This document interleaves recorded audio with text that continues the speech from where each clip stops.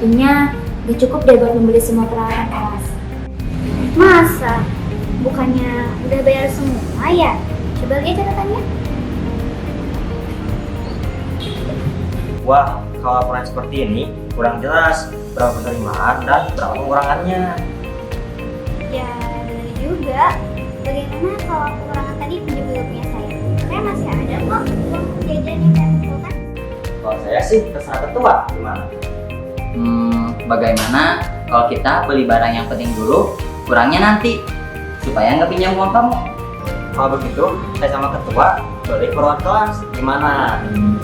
Oke, kita berangkat. Oh iya, kamu perbaiki ya laporan keuangannya, supaya dapat diketahui sumber pengeluaran dan pemasukan uangnya untuk apa, dan jelas berapa jumlah uangnya. Oke.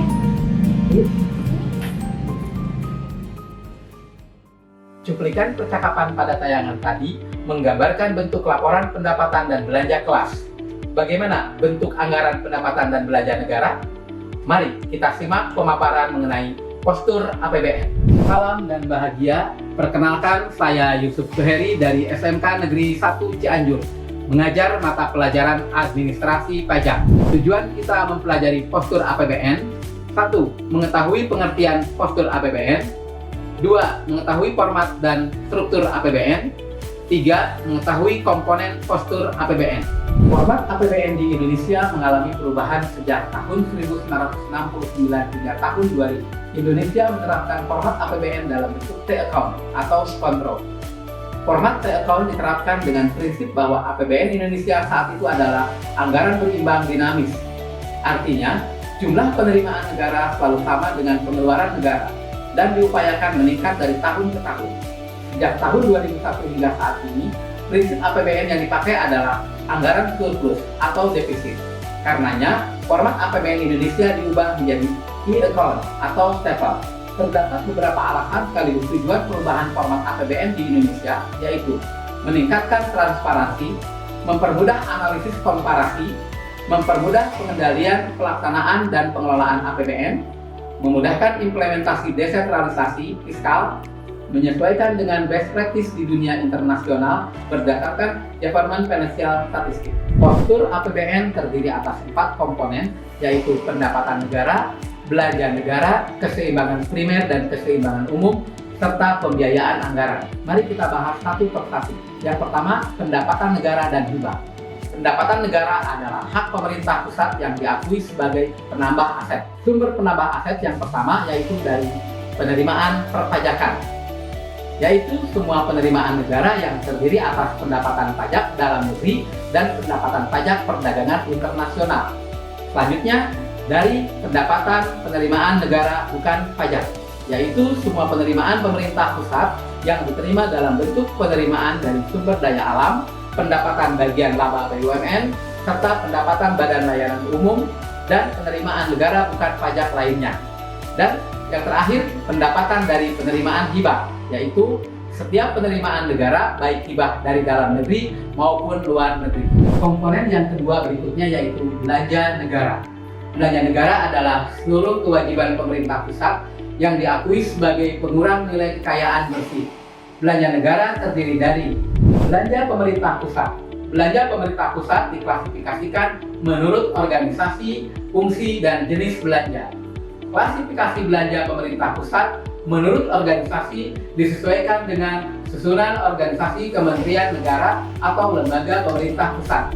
Klasifikasi belanja pemerintah pusat menurut fungsi adalah pengelompokan terhadap program kementerian atau lembaga dan digunakan untuk menganalisis fungsi-fungsi yang telah, sedang, dan akan dilaksanakan oleh pemerintah.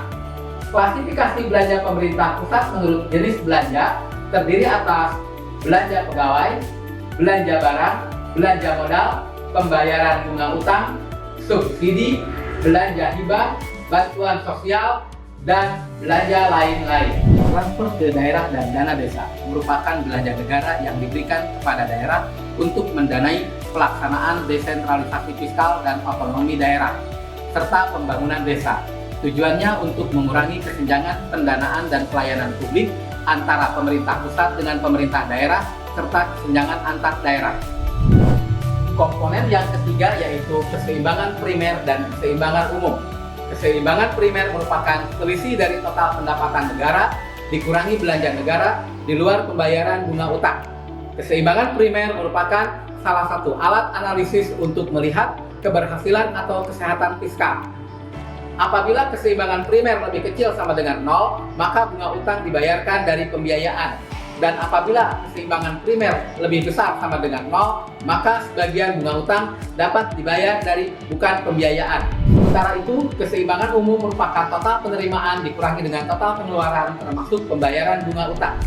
Posisi keseimbangan umum pada postur APBN menjadi penting sebagai alat analisis kebijakan fiskal yang diambil oleh pemerintah. Komponen yang keempat yaitu pembiayaan anggaran.